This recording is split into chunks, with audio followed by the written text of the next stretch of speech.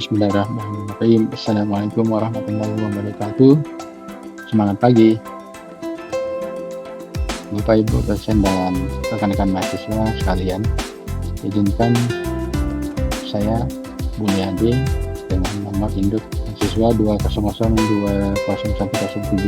200201072072256 dari program studi manajemen PJJ 1 Universitas Siber Asia di bawah bimbingan Ibu Dianata Arianti Esas MSc.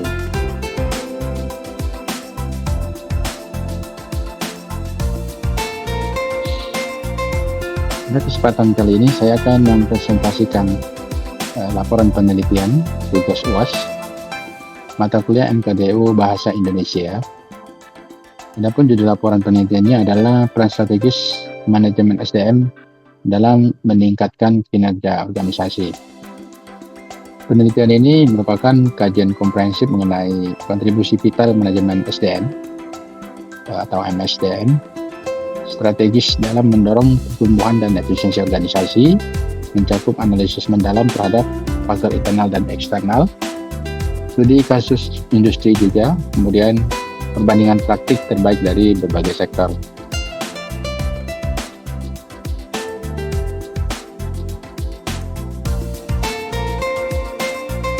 Semoga presentasi ini dapat memberikan wawasan baru dan bermanfaat bagi kita semua.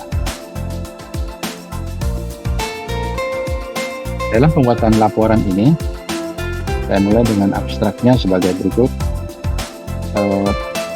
Pada bagian abstrak ini, saya menyampaikan gambaran umum dari isi laporan penelitian. Penelitian ini membahas peran strategis manajemen sumber daya manusia dalam meningkatkan kinerja organisasi dengan studi kasus di PT Telkom Indonesia. Kajian ini menggunakan pendekatan kualitatif dan didukung tinjauan pustaka yang cukup luas.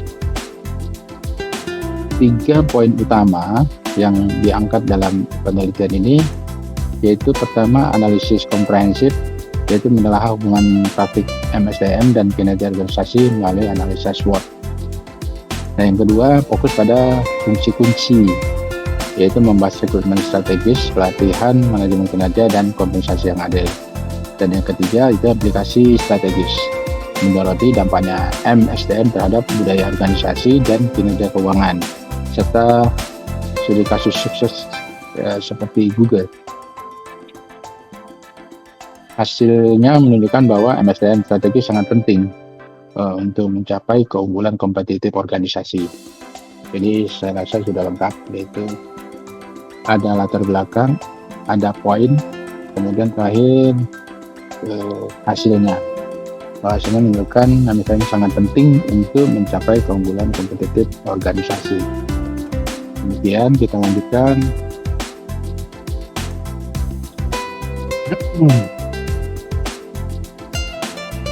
Pada bab pendahuluan, kita lanjut pada bab pendahuluan bahwa manajemen SDM ini tidak lagi sekedar urusan administrasi, tapi telah menjadi mitra strategis organisasi.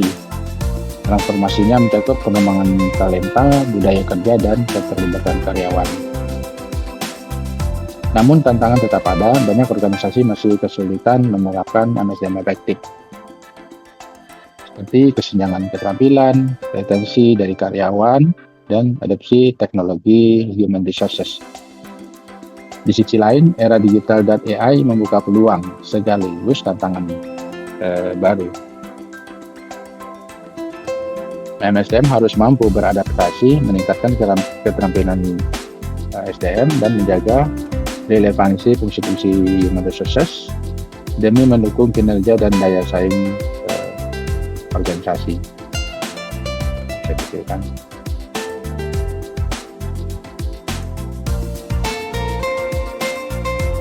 Saya lanjutkan. Kemudian pada bagian selanjutnya itu rumusan masalah dan tujuan dari penulisan makalah ini. Pada bagian rumusan masalah, penelitian ini berangkat dari 3 pertanyaan utama. Yaitu pertama itu bagaimana MSDM strategis dapat secara konkret meningkatkan indikator kinerja organisasi. produktivitas, inovasi, retensi karyawan, khususnya perusahaan besar seperti PT Telkom Indonesia. Pada bagian tujuan kajian, itu adalah menganalisis dampak MSDM strategis dalam konteks PT Telkom Indonesia.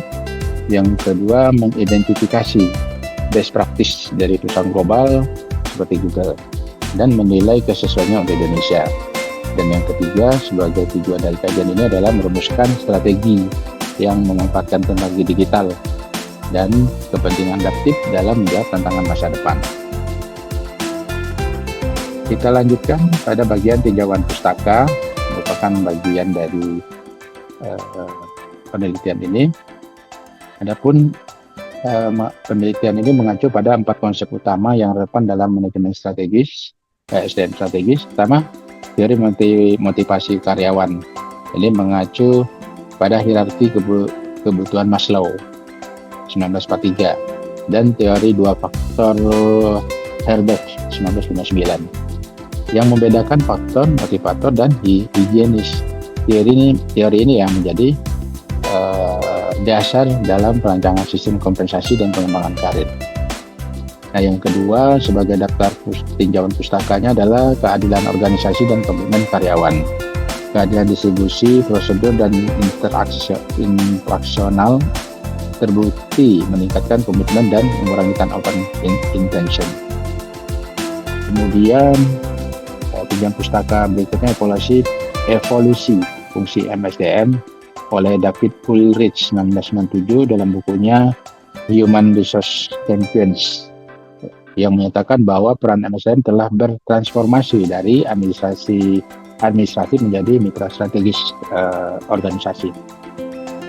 Dan yang keempat, MSDM dan kinerja organisasi, studi dari McKinsey 2023 yang menunjukkan bahwa organisasi yang mengintegrasikan MSDM strategis memiliki produktivitas 23% lebih tinggi. Indikator yang diteliti meliputi output, probabilitas, ROA, ROE, jadi kepuasan pemangku kepentingan. Sekarang kita lihat selanjutnya pada bagian metode penelitian. Metode ini menggunakan metode kajian, yaitu kajian pustaka dan integratif, mencakup identifikasi literatur melalui basis data akademik, screening berbasis kriteria inklusi dan eksklusi, serta sintesis temuan melalui analisis tematik dan pemetaan konseptual untuk membangun kerangka teoritis. Sumber yaitu dari jurnal ilmiah berreputasi tinggi, dari indeks Scopus, Sinta, buku teks akademik terkini, 8 penelitian dari lembaga kredibel, misalnya McKinsey, World Economic Forum, serta disertasi atau tesis yang fokus pada MSDM strategis dan kinerja organisasi. Kriterianya yaitu fokus utama pada praktik dan dampak MSDM strategis, kemudian publikasi dalam rentang waktu 2013 sampai 2023 yang masih relevan sampai kini, kemudian kajian empiris, kuantitatif dan kualitatif, dan pengembangan teoritis. Kemudian kita lanjutkan pada bagian studi kasusnya, itu tadi disebutkan PT Telkom Indonesia, bahwa PT Telkom Indonesia telah berhasil mengimplementasikan praktek MSDM strategis yang progresif, menjadikan mereka pelopor dalam pengembangan kapabilitas SDM di era digital. Ada beberapa poin, yaitu Great People Development Program. Program ini pengembangan talenta komprehensif yang menargetkan 70% talenta kunci untuk mengisi posisi strategis melalui rotasi lintas divisi. Kemudian Telkom Digi Learning dan Talent Management System, yaitu peluncuran platform digital terintegrasi yang menawarkan lebih dari 1000 modul learning. Kemudian sertifikasi profesional dan sistem manajemen bakat berbasis AI. Selanjutnya evaluasi kinerja berbasis OKR dan KPI. Ini studi kasus yang pada Telkom. Kita lihat hasilnya. Beberapa hasil yaitu tingkat employee engagement meningkat signifikan 27%. Ini yang hasil kajiannya. Kemudian yaitu 3 tahun terakhir ya, tahun 2021 sampai 2023. Kemudian terbentuknya budaya inovatif, penurunan tingkat turnover mencapai 18%, peningkatan produktivitas operasional yang terukur 15%, kemudian pengakuan sebagai best company to work for di sektor telekomunikasi berturut-turut selama 2 tahun. Kemudian di sini dilanjutkan dengan analisa SWOT MSDM strategis di Indonesia, yaitu strengths-nya yaitu program vokasi pemerintah dan inisiatif swasta berhasil meningkatkan rata-rata kompetensi SDM di sektor formal, terutama di bidang digital dan manajerial.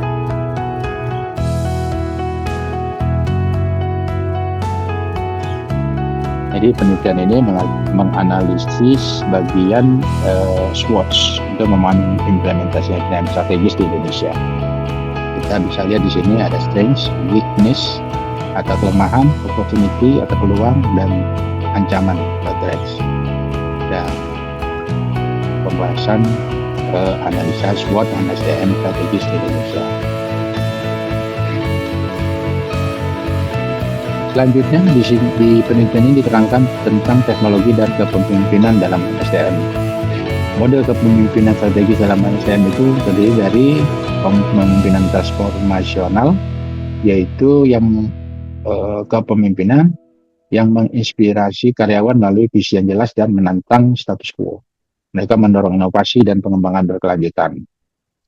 Kemudian kepemimpinan visioner, yaitu yang fokus pada penciptaan budaya kerja yang adaptif dan berorientasi masa depan. Dan selanjutnya servant leadership, yaitu mengutamakan pelayanan kepada karyawan dengan fokus pada pengembangan pemberdayaan dan penghapusan hambatan bagi kesuksesan tim. Kombinasi teknologi dan kepemimpinan ini terbukti efektif dalam meningkatkan kinerja berbasis kompensasi, meningkatkan kinerja organisasi secara berkelanjutan. Selanjutnya kita lihat perbandingan penelitian ini menemukan tentang perbandingan MSDM sektor publik dengan sektor swasta. Karakteristiknya adalah sebagai berikut, dicantumkan di sini. Untuk yang swasta, karakteristiknya struktur lebih fleksibel, orientasinya profit dan hasil, kemudian rekrutmen kompetitif, dan pengembangan karir lebih dinamis, serta sistem kompensasi berbasis kinerja. Sedangkan sektor publik, struktur birokrasi itu cenderung kaku dan cenderung hierarkis. Kemudian orientasi pelayanan masyarakat, proses rekrutmen memang terstandarisasi, jalur karirnya juga terstruktur, sistem kompensasi berbasis senioritas. Itu yang diangkat pada penelitian bagian perbandingan MSDM sektor publik dan swasta. Kita lihat selanjutnya implikasinya bagaimana, implikasi strategis MSDM untuk keberlanjutan organisasi.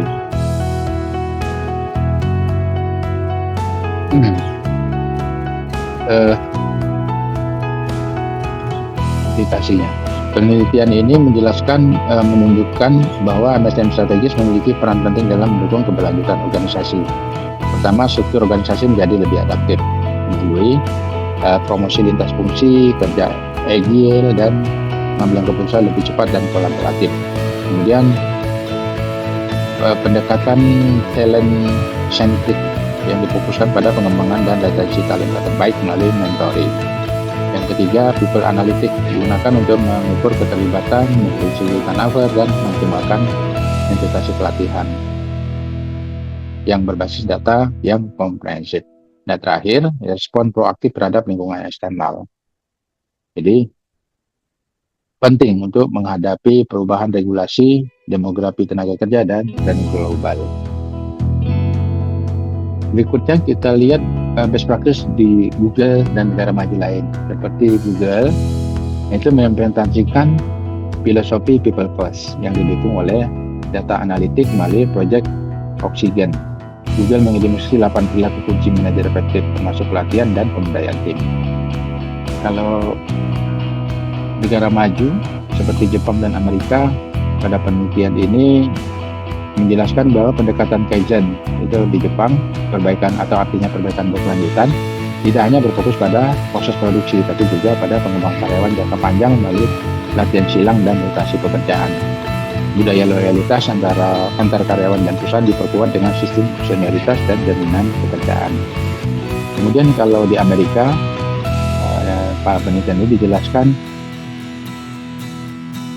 itu menonjol dalam sistem kompensasi berbasis kinerja, mobilitas karir tinggi, fleksibilitas kerja, dan keseimbangan kehidupan kerja melalui program kesejahteraan yang menarik. Demikian penelitian ini untuk best practice-nya.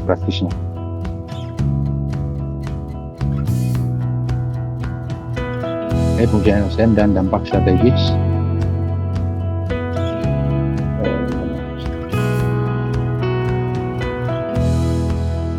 Bahwa penelitian ini menegaskan integrasi fungsi-fungsi MSDM berdampak langsung pada peningkatan kinerja organisasi.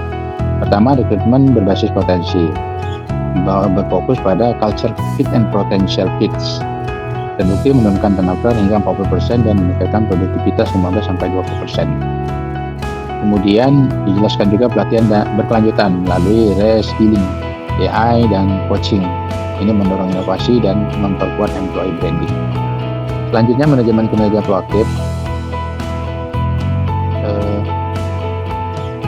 Ini menggunakan KPI objektif dari 360 derajat feedback untuk meningkatkan akuntabilitas dan kepuasan karyawan. Dan terakhir, kompensasi total reward. Ini mencakup gaji di atas rata-rata, kemudian bonus, fleksibilitas kerja, dan kapasitas pengembangan karir yang mendukung, yang meningkatkan retensi hingga 90%. Terakhir, untuk kesimpulan, penelitian ini telah memberikan gambaran atau kesimpulan sebagai berikut. Posisi strategis MSDM bukan lagi fungsi administratif yang pertama, melainkan faktor kunci keberhasilan organisasi jangka panjang juga. Kemudian, integrasi MSDM dengan strategi bisnis memungkinkan perusahaan lebih adaptif terhadap perubahan dan unggul dalam inovasi. Kemudian dua kesimpulan berikutnya, transformasi digital dan humanis. Ini mendorong penggunaan teknologi seperti AI dalam rekrutmen dan pembelajaran. Namun tetap harus diseimbangkan dengan pendekatan humanis seperti pengembangan budaya belajar dan kesejahteraan karyawan. Demikian presentasi saya pada kesempatan kali ini. Jika ada pertanyaan, silakan disampaikan. Saya akan jawab apa yang bisa saya jawab. Terima kasih. Sebelumnya, saya akhiri. Assalamualaikum warahmatullahi wabarakatuh.